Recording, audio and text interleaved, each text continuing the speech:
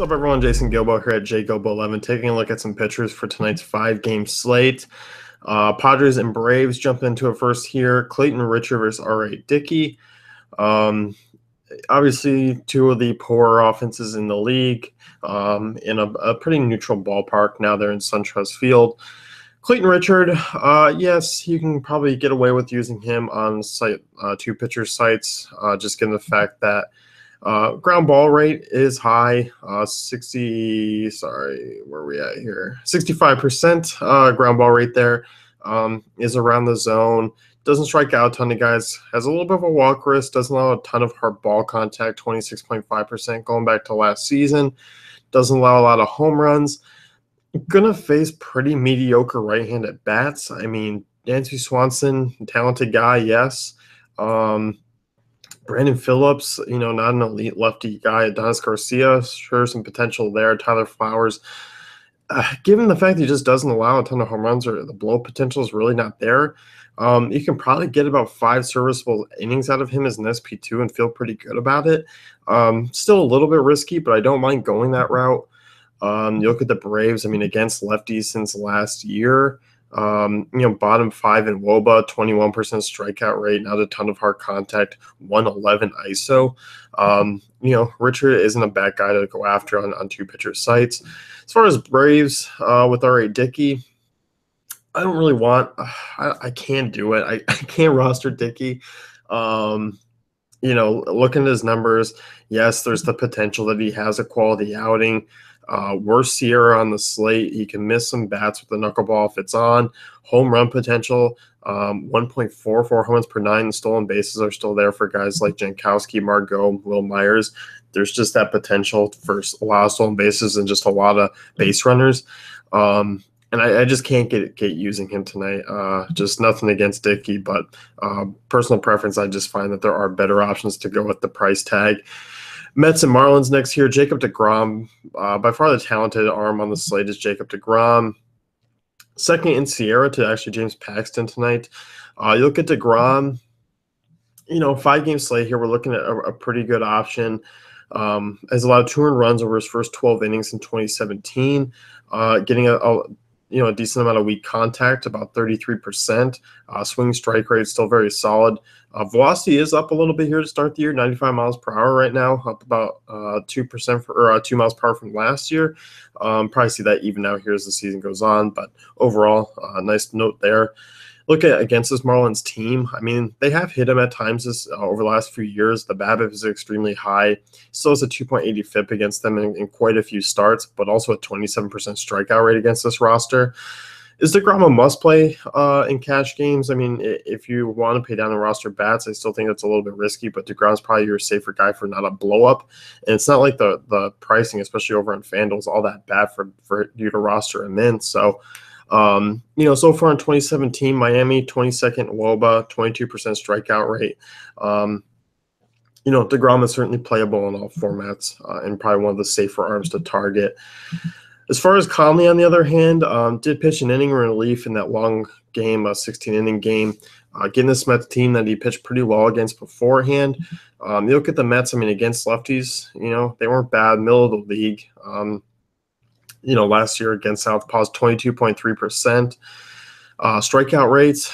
Conley's a guy I don't mind in GPPs. You can get away with using him. If Cespedes is out of the lineup, that's obviously a big bat missing, which I don't mind. You're going to get a couple guys like Jose Reyes, Asdrubal Cabrera, who will turn over to the right side. But for the most part, Jay Bruce, Neil Walker will turn over as well. Juan Lagares, if he's in the lineup, Triste or no, not strong options. So Cespedes is out. Definitely a big bump to Conley if he's in. Still a play in GPPs, but obviously a little bit more risky. Angels and Royals, Nate Karns versus Matt Schumacher here. Basically a split. Vegas high on these two offenses. Run totals are among the higher of the slate. Wind blowing out. It's pretty warm. This isn't looking like a good situation for some fly ball pitchers here. You look at Karns, did struggle giving up the long ball, especially to right-handed bats. That's a little bit of an issue for me here. And you look at Shook, I mean, same thing. Is a reverse splits guy, which, obviously kind of bodes well, but he's still not great against lefties, but he's not bad either. I just think there are better options to target than these two guys right now. I actually think the offenses are going to get to him in this one. Texas and Seattle, James Paxton versus Andrew Cashner. Andrew Cashner come off the DL, joining his new team. This guy has not been good for a while now. No reason to believe that he's going to start tonight. There's no real reason to risk using Cashner. In fact, you can look to stack against him. On the other side, though, James Paxton, off to a really strong start. 13 strikeouts over 13 innings so far to start the year. You look, he's held Houston 2 scoreless starts. Now he gets a shot at the other Texas team. Paxton, curveball usage up about 10% so far to start this year, which is obviously great stat, given the fact that he's generating nearly 15% swing strike rate with it and a 15% or 50% strikeout rate. Texas so far, they're definitely a team that eats more of the cutters and fastballs, which obviously Paxton does throw, but they have struggled a lot with the curveball. And with his increased velocity holding from last season, Texas still a left-handed team quite a bit here. They were still decent against lefties, but they did tally off against on the road. They did struggle a little bit more away from home, so you can note that, especially in a friendly park like Safeco. You look, middle of the road in contact and WOBA. I don't think Paxton's really in a bad spot here. 2 pitcher sites, he's definitely worth a look. If you want to save some cash from deGrom and go with Paxton, who's been in a great start, you can definitely do that on FanDuel. DK is $1,000 difference. Salary on Yahoo isn't much more; it's just a $2 difference. But Paxton, not a bad spot here. Minus 180 favorite. Texas lowest run total on the slate. I don't mind attacking this offense that, yes, it's scary, but, Paxton's looking pretty good, building off last year's numbers, and there's a lot to like with him right now. Arizona, Los Angeles, Kenta Maeda versus Patrick Corbin. We'll talk about Corbin here to start real quick. Obviously facing 2 tough offenses to start the year, he hasn't been too bad. Looked pretty good against Cleveland. This is a guy going back to last year, going back to 2013. He held lefties to a 253 WOBA, righties to a 210 WOBA. Before the injury, Corbin was certainly a serviceable fantasy arm. And you look at this Dodgers offense, yes, they're going to put some righties into the lineup. Still, going back to last year, 21st against Southpaws, 23.4% strikeout rate. Corbin really cheap on 2 pitcher sites. If you look at him, he's only 5.5 on FanDuel as well, but 6.5 on DK. If you're kind of believing that Dodgers are still mediocre against righties, I know they went out and added Forsythe, which I like that move. You're going to get guys like Scott Van Slyke, Trace Thompson, Kike Hernandez into the lineup tonight. Yasiel Puig moves up to 4th.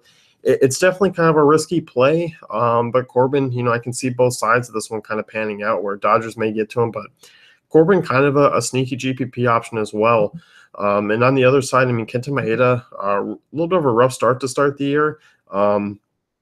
Obviously lefties have had all the success off of them, which Jake Lamb and David Peralta are the concerns, but obviously righties like AJ Pollock and Paul Goldschmidt are guys that you don't usually want to face. But Maeda 156 WOBA to righties so far is near 30% strikeout rate over 2 starts.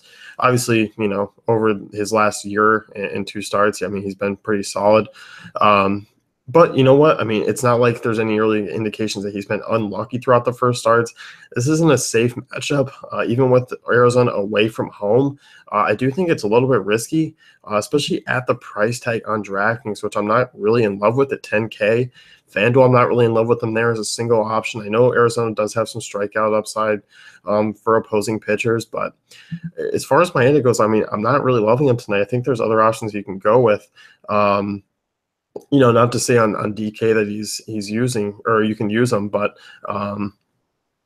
that he's unusable. But looking, I just feel like I'd rather pay up for other options. So Maeda not particularly on my radar right now. So that's going to wrap things up. You can check out dailyfantasycapper.com for all great tools and content.